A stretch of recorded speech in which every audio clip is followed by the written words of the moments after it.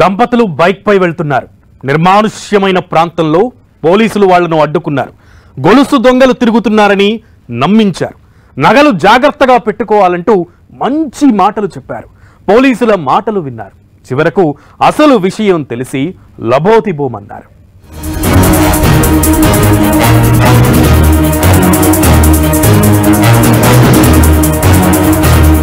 రెచ్చిపోయిన దోపిడీ దొంగలు,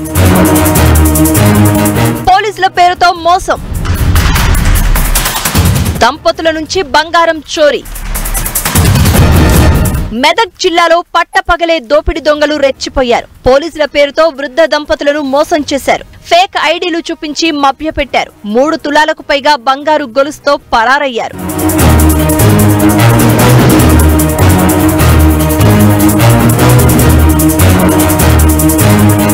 నిజాంపేట మండలం నందిగామ గ్రామానికి చెందిన బలిజ మల్లేశం, అతని భార్య లక్ష్మి కోతి కరిచిందని రామాయంపేటలోని ప్రభుత్వ ఆసుపత్రికి వెళ్తున్నారు. నందిగామ గ్రామ శివారు దాటగానే గుర్తు తెలియని వ్యక్తులు వీరి వాహనాన్ని అడ్డగించారు. తాము పోలీసులమని చెప్పి నకిలీ ఐడి కార్డులు చూపించారు. దొంగల బెడద చాలా ఉందని, మెడలోంచి బంగారు గొలుసులను ఎత్తుకెళ్తున్నారని భయపెట్టారు. బంగారు గొలుసును తీసి పేపర్ కవర్ లో పెట్టుకోవాలని సూచించారు. తమ దగ్గర కవర్ ఉందని పేపర్ కవర్ లో పెట్టి ఇస్తామంటూ ఆమె దగ్గర నుంచి తీసుకున్నారు. అనంతరం ముద్దగా కట్టిన పేపర్ కవర్ ను వారికి ఇచ్చి అక్కడి నుంచి పరారయ్యారు.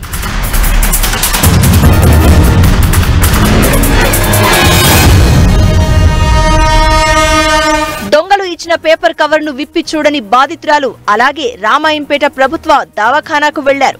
అక్కడికి వెళ్లాక పేపర్ కవర్ ను ఓపెన్ చేసి ఒక్కసారిగా షాక్ కు గురయ్యారు. కవర్లో గులకరాళ్లు ఉండడంతో కన్నీటి పర్యంతమయ్యారు. దుండగులు 3 తులాలకు పైగా ఉన్న బంగారు గొలుసుకు బదులుగా కవర్లో సమాన బరువు గల రాళ్లను పెట్టి ఇచ్చారని గుర్తించి బాధితులు లబోదిబోమన్నారు. 10:30కు మేము బండి మీద వస్తుంటే మా బండికి అడ్డం తిరిగిండు. బండికి అడ్డం తిరిగి ఇద్దరున్నారు. ఒక ఆయన బండికి అడ్డం తిరిగి అమ్మ పక్క పంటి పోండి అన్నాడు. సరే సారు అన్నాము. అనగానే ఏమన్నాడు, పక్క నుంచి పోతున్నాం సారు అన్న. అనగానే ఏమన్నాడు, అమ్మ ఈ తాడు దొంగలు తెంపుకుంటారు, ఈ తాడు తీసి ఇంట్లో పెట్టుకో అని తాడు తీపిచ్చిండు. తాడు తీపిచ్చి కాగితంలో పెట్టమన్నాడు. పెట్టినాక ఈ కాగితంలో పెట్టి పర్సులో పెట్టుకోమన్నాడు. పర్సులో పెట్టుకున్నాక వాళ్ళు అటు పోయిండ్రు నిజాంపేట దిక్కు. మేము ఇటు వచ్చినాము. రామంపేటకు వచ్చినాక ఇప్పి చూసే వరకల్లా రాళ్ళున్నాయి సారు. బాధితులు రామాయంపేట పిఎస్ లో ఫిర్యాదు చేశారు. కేసు నమోదు చేసుకున్న పోలీసులు దర్యాప్తు చేపట్టారు.